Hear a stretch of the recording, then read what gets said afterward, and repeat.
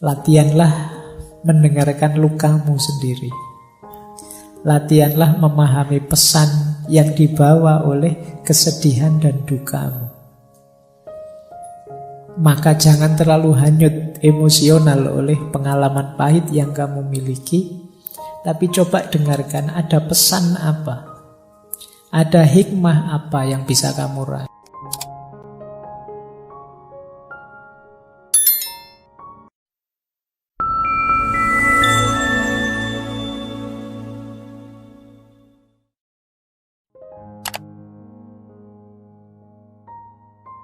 Assalamualaikum warahmatullahi wabarakatuh. Bismillahirrahmanirrahim. Ini salah satu pendapatnya Maulana Rumi. Ini menarik kalimat ini. Biarlah sang pecinta menjadi tercela, menjadi gila, menjadi linglung. Orang yang sadar akan khawatir tentang hal-hal buruk. Biarlah sang pecinta saja. Ini sebenarnya ingin bilang, orang itu kalau memang benar mencintai, dia tidak akan peduli dianggap tercela, dianggap gila, dianggap linglung. Ya konteksnya Maulana Rumi ini cinta ilahiyah, ya cinta kepada Allah. Meskipun sebenarnya cinta pada pasangan kadang-kadang juga ada yang selevel ini. Orang normal yang sadar biasanya tidak senang dengan disebut gila, disebut orang bingung, disebut kamu itu mbok yang waras. Kita kan orang normal itu tidak senang begitu. Tapi orang yang mencintai tidak peduli. Disebut tidak waras tidak masalah. Disebut gila juga tidak masalah. Disebut ngayal juga tidak masalah, tidak apa-apa.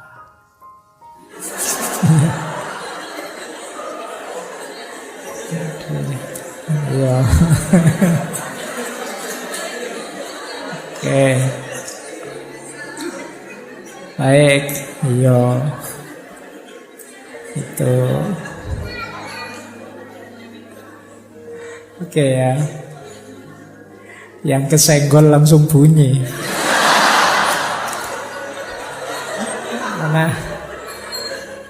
baik, kita lanjutkan. Jadi tidak masalah bagi orang yang mencintai. Biarlah sang pecinta saja. Itu kayak apa ya? Kayak Dylan yang bilang bahwa biar aku saja, kamu tidak akan kuat. Jadi kata yang mencintai begitu. Sudahlah, tidak apa-apa. Untuk yang gila-gila, yang linglung-linglung, tidak apa-apa. Biar aku saja, kamu orang normal tidak akan kuat. Berarti apa? Ya termasuk kegalauan, kegelisahannya, patah hati. Itu bagi seorang pecinta adalah sesuatu yang biasa. Tidak akan terlalu merisaukannya. Karena dia tidak kehilangan dan tidak kekurangan apapun dari cintanya. Jadi biarlah sang pecinta saja. Biarlah yang mencintai saja. Baik. Masih ada lagi. Kalau ini bahasa saya, kalau kalian punya kemampuan ini, kalian akan bahagia. Kemampuan menikmati penderitaan. Jadi Rumi kan dikenal dengan tarian Darwis berputarnya. Kata beliau begini, menarilah saat lukamu terbuka. Menarilah saat kamu telah merobek perbannya. Menarilah di tengah pertempuran, menarilah dalam darahmu, dan menarilah pula saat kamu benar-benar bebas. Jadi ini Rumi menceritakan betapa terjalnya jalan cinta itu. Engkau akan terluka berkali-kali, tapi tetaplah menari. Menarilah di tengah pertempuran dan menarilah dalam darahmu. Meskipun pada akhirnya ketika kamu mampu menikmati segala penderitaan itu, engkau akan benar-benar bebas. Jadi, ini diilustrasikan ketika Rumi itu kan pertama kali melakukan tarian yang masyhur sekali. Darwis berputar itu kan ketika beliau sedang sedih, sedang galau, ditinggal gurunya, Syekh Samsuddin At-Tabrisi. ketika beliau sedang ada di sebuah tempatnya pandai besi, mendengarkan besi yang ditempa, diiringi oleh kesedihannya, akhirnya tubuhnya bergerak sendiri. Itu bisa kamu bilang bergerak dalam kesedihan. Tapi kesedihan ini dibawa menari dan dibawa naik menghadap Allah. Maka di antara rumusnya kalian menghadapi kesedihan, menghadapi patah hati itu, kalian akan sangat tangguh kalau bisa sampai di level bisa menikmati kesedihan, bisa menikmati kegalauan. Boleh kamu bikin jargon, galau itu asik loh. Sedih itu menarik. Banyak karya-karya besar lahir karena kesedihan, karena kegalauan. Sering saya bilang, energinya orang sedih, energinya orang patah hati itu luar biasa. Tinggal kamu mampu atau tidak menikmati dan mengelolanya. Jadi kayak kalian waktu jatuh cinta itu kan energinya juga besar. Tinggal mampu atau tidak kalian mengelolanya. Misalnya orang jatuh cinta itu tiba-tiba jadi puitis, dikit-dikit nulis puisi. Mbok ya sekalian nulis buku puisi. Lumayan, mumpung kepalamu sedang meledak-ledak, menyala-nyala dengan cinta. Terjemahkan itu dalam kreativitas. Orang jatuh cinta misalnya, itu semangat-semangatnya melayani, membahagiakan yang dicintai. Mbok yo yang dicintai itu mengarahkannya untuk yang produktif, kreatif. Kalau kamu cinta padaku, ayolah kamu lulus semester 7.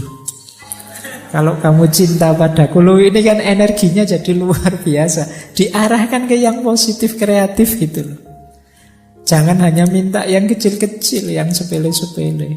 Kalau cinta padaku, mau neraktir aku, ndak sepele itu. Mintalah yang lebih monumental. Jadi itu yang saya maksud energinya. Karena biasanya ketika yang meminta yang dia cintai, itu dia bisa tenaganya berkali-kali lipat, kecerdasannya meningkat berkali-kali lipat, hanya karena ingin membahagiakan yang dicintai. Maka seperti yang disampaikan oleh Rumi ini, menarilah saat lukamu terbuka. Menarilah saat kamu merobek perban. Menarilah di tengah pertempuran. Menarilah dalam darahmu. Menarilah pula saat engkau benar-benar bebas. Pada puncaknya, cinta akan membuatmu bebas. Yang paling jelas ya bebas dari belenggu ego dirimu sendiri. Orang mencintai itu kan ketika orang yang bisa menaklukkan dirinya sendiri. Baik, saya lanjutkan. Nah, Maulana Rumi juga pesan pada kita, rasa sakit yang kamu rasakan ini adalah membawa pesan.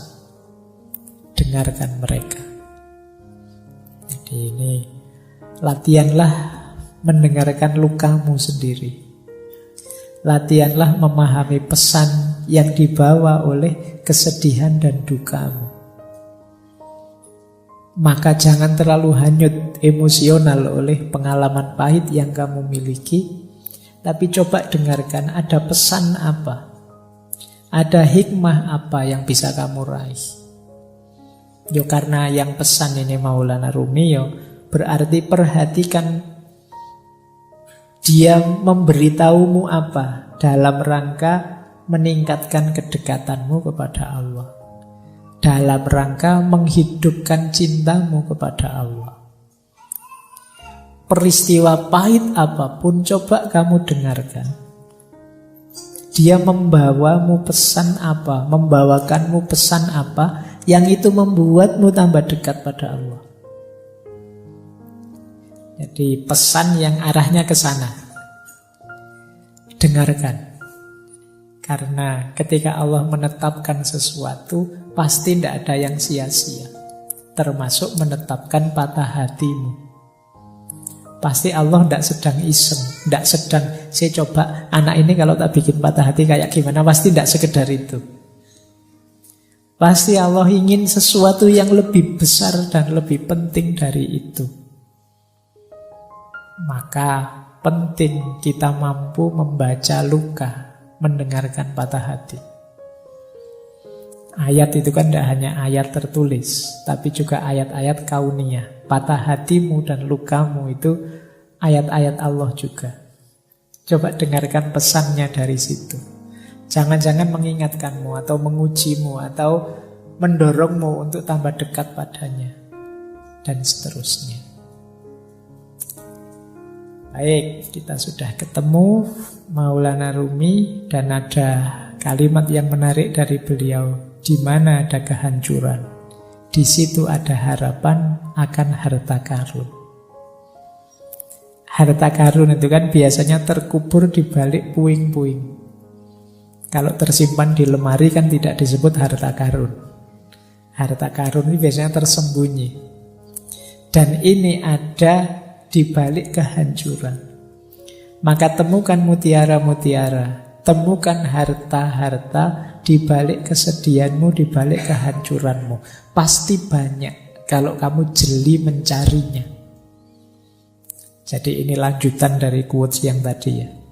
Jadi, dengarkanlah dan cermatilah. Insya Allah kamu akan ketemu harta karun yang di situ kamu akan bangkit kembali, lahir kembali, jadi sosok yang lebih kuat, lebih hebat dari sebelumnya. Jadi ini pesan dari beliau.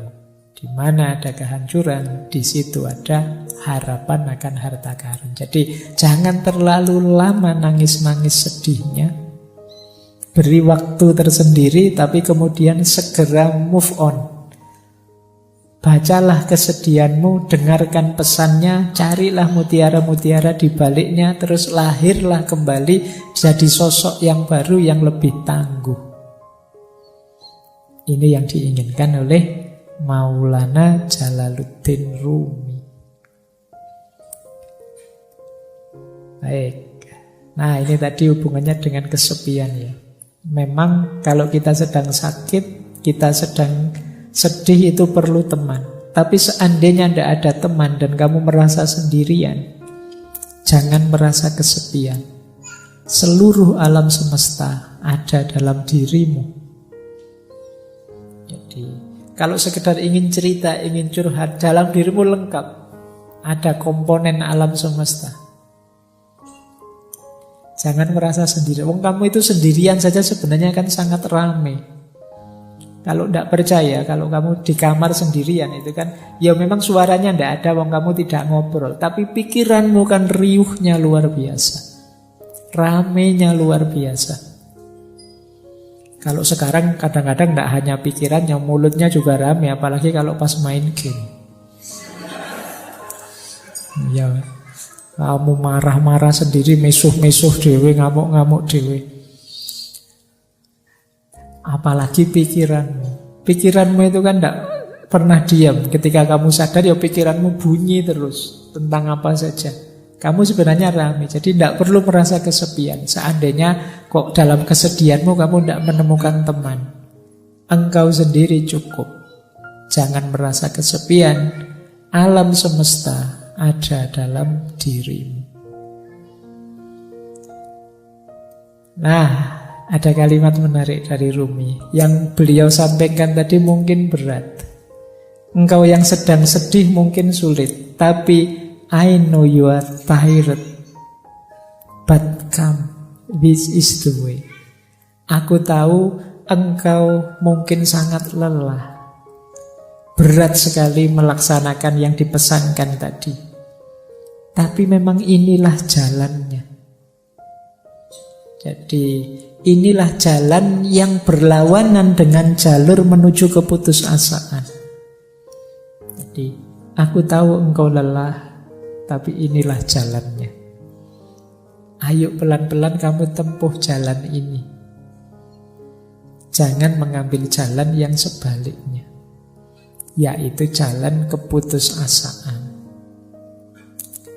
Baik, ini dipesankan tadi ya. Sejak awal tadi kan sudah ada banyak tips-tips untuk kita bisa mengatasi rasa sedih dan hati kita yang patah tadi.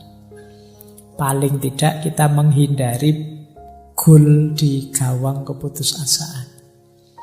Dan memang hanya ini jalannya, kata Maulana Jalaluddin Rumi. Nah, ada satu teori dalam dunia tasawuf. Nanti coba kalian cek ya. Kalian dalam sedih ada di mana? Hubungan kita dengan Allah saat kita menderita. Ada fase confirming, ada fase responsif, ada fase ekstatik. Orang yang ada di fase confirming itu orang yang ketika sedih bisa merasakan hadirnya Allah. Terus dia tenang dan muncul harapan-harapan baru. Nah, ini ada level paling rendah ya tentu saja yang tidak ingat Allah. Ini level awal itu ingat Allah. Jadi sudah ingat Allah. Ingat Allah saja itu akan menenangkanmu, memunculkan optimisme baru. Sebutuh apapun jalanku, aku masih punya Allah ternyata. Harapanmu muncul. Ada fase lebih dalam lagi. Tidak sekedar sadar hadirnya Allah, tapi sadar dekatnya Allah dan baiknya Allah. Ini lebih besar lagi kegembiraan dan optimisme. Allah akan selalu mengabulkan doa-doa kita, permohonan kita, permintaan kita. Allah selalu sayang dengan kita. Allah itu tidak pernah tidak baik kepada kita. Kita saja yang keluar jalur, sehingga kebaikan Allah tidak sampai. Kita saja yang ambil jalan rute yang berbeda dengan yang diinginkan oleh Allah. Ini fase kedua, namanya fase responsif. Ada fase ketiga lebih dalam lagi. Di fase ketiga ini kita tidak sekedar merasa dekat dan Allah itu baik, tapi kita sudah intim sama sekali. Kita sudah sangat cinta dengan Allah, sehingga apapun yang diberikan oleh Allah, apakah itu pahit ataukah manis, tidak masalah. Ini namanya fase ekstatik. Nah, dalam kesedihan kita ada di mana? Allah yang hadir dalam diri kita, apakah sekedar confirming, apakah responsif, ataukah sudah ekstatik? Orang yang sudah bisa menikmati kebersamaan dengan Allah adanya di level ekstatik. Orang yang hanya sadar Allah itu ada kok, Gusti Allah ora sare, itu namanya fase confirming.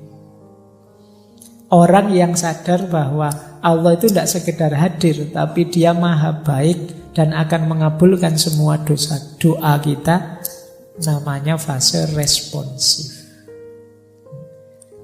Nah, teman-teman coba dicermati kehadiran Allah dalam diri kita itu seperti apa. Pandangan kita tentang keberadaannya Allah itu ada di mana. Itu menunjukkan level kedekatan dan level hubungan kita dengan Allah. Baik, kita akhiri dengan beberapa tips. Kalau ini agak praktis ya, kalau yang tadi filosofis.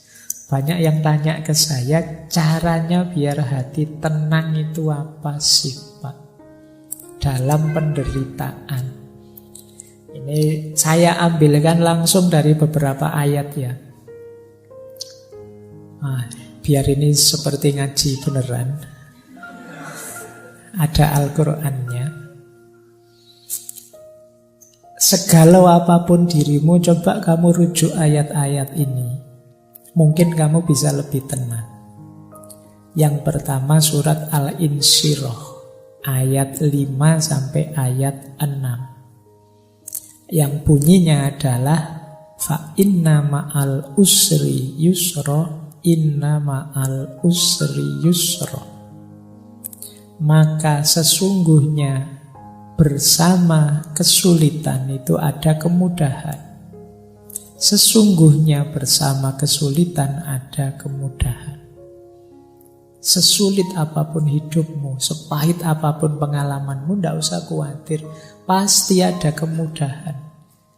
Bahkan ada penafsir, ada mufasir yang mengartikan setiap ada satu kesulitan, Allah akan memberikan dua kemudahan. Ini kan diulang dua kali. Fa inna ma'al usri yusra, inna ma'al usri yusra. Jadi yang pertama, kamu ingat-ingat ini. Allah sendiri yang menjanjikan. Sesungguhnya bersama kesulitan ada kemudahan. Maka jangan putus asa. Pasti ada jalannya, pasti ada kemudahan. Kemudian yang kedua, boleh dilihat surat Ar-Ra'd ayat 28. Tadi sudah kita singgung sedikit ya. Ala bidzikrillahi tatmainnul qulub. Sesungguhnya dengan mengingat Allah, bukankah dengan mengingat Allah itu hati menjadi tenang. Tadi sudah kita jelaskan level kedekatannya. Jadi kalau ingin tenang, hadirkan Allah. Ingat Allah itu menenangkan. Karena apa sih yang tidak mungkin di hadapan Allah. Terus yang ketiga, kalau masih ada kebingungan-kebingungan, kekecewaan-kekecewaanmu karena keinginanmu tidak terpenuhi, boleh teman-teman merujuk surat Al-Baqarah ayat 216. Wa asa an takrahu syai'an wa huwa khairul lakum wa asa an tuhibbu syai'an wa huwa syarrul lakum wallahu ya'lamu wa antum la ta'lamun. Jadi firman Allah, mungkin saja engkau membenci atau tidak suka sesuatu padahal itu baik untukmu. Dan mungkin juga engkau mencintai sesuatu padahal itu buruk buatmu. Allah lebih tahu, sedangkan kalian tidak tahu. Jadi ayat ini mengajarkan kita yang tidak terjadi dari keinginan kita itu tidak selalu nanti sesuatu yang baik untuk kita. Jadi yang kita sukai bisa jadi itu buruk untuk kita. Allah lebih tahu. Jangan terlalu kecewa, jangan putus asa. Kalau cita-citamu gagal, bukan berarti itu ada kebaikan yang lepas. Bisa saja itu tidak terlalu baik untukmu. Allah menetapkan sesuatu itu ya pertimbangannya kasih sayang cintanya pada kita. Pikiran kita terbatas, sulit untuk bisa tahu sampai detail sedalam-dalamnya manfaat dan efeknya sesuatu. Allah lebih tahu. Jadi kalau teman-teman sedang kecewa, sedang galau, keinginannya kok tidak terpenuhi, baca ayat ini.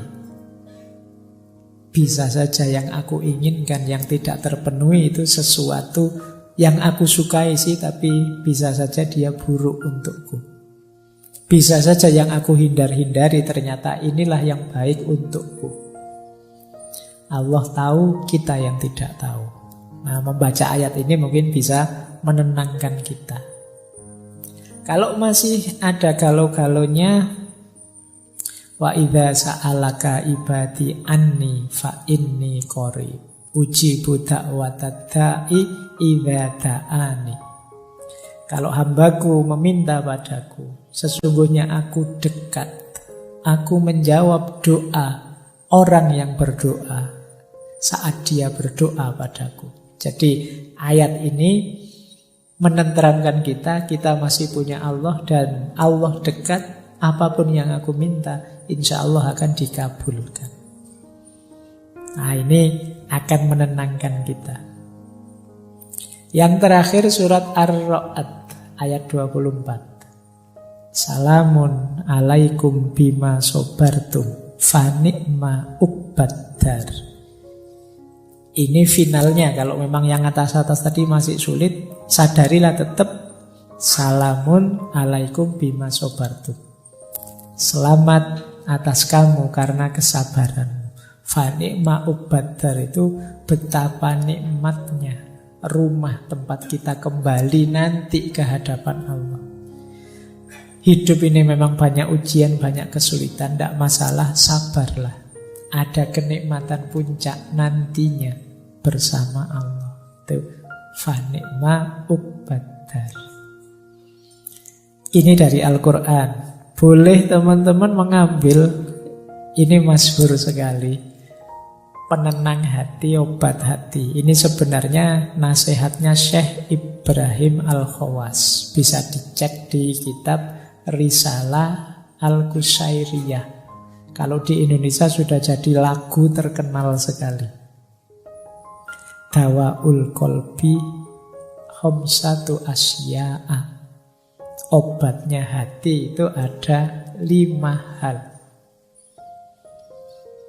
Qiraatul Quran bitadabbur. Membaca Al-Quran sambil tadabbur, merenungi maknanya. Wa khola'ul batni, dan perut yang kosong, puasalah. Wa qiyamul laili, dan sholat malam. Wa tadurru indas sahar, jadi merenung, tafakur, zikir pada Allah di waktu sahur, sepertiga malam yang terakhir. Yang kelima, wa mujalasatus sholihi, dan duduk bareng orang-orang yang soleh. Itu menenteramkan hati. Kita zikir tengah malam, kita zikir sepertiga malam, menenteramkan hati. Kita sholat malam, menenteramkan hati. Kita puasa, menenteramkan hati. Membaca Al-Quran sambil tadabbur, menenteramkan hati. Kalau kita kebingungan, apa yang harus saya lakukan? Pikiranku buntu, sedang stres-stresnya, frustasi-frustasinya. Pilih satu di antara 5 atau lakukan 5-5-nya. Paling tidak kalau kita puasa, kita tidak mikir kegalauan kita lagi, mikir laparnya. Oh, itu kan kita, aduh kapan buka puasa ya, kamu tidak mikir yang-yangan lagi, terus mikir poso. Makanya kata Rasulullah itu anak-anak muda yang sudah ingin nikah tapi tidak kuat nikah, puasa saja. Puasa bisa jadi benteng. Baik, ini tidak saya jelaskan ya. Dulu ini saya ingat pernah saya jelaskan waktu sesinya Sunan Bonang. Baik, saya tambah satu lagi, doa. Mungkin teman-teman butuh praktis doa untuk menenangkan hati. Ada banyak doa yang bisa kita baca saat kita sedang galau. Yang pertama, usahakan nanti kalau berdoa ngerti maknanya ya, biar lebih mantap. Doa ini doa anti kesedihan. Yang pertama ini ya, anti males, anti utang. Langsung dari Rasulullah. Allahumma inni a'udzubika minal hammi wal khazani wa a'udzubika minal ajzi wal kasali wa a'udzubika minal jubni wal bukhli wa a'udzubika min ghalabatid daini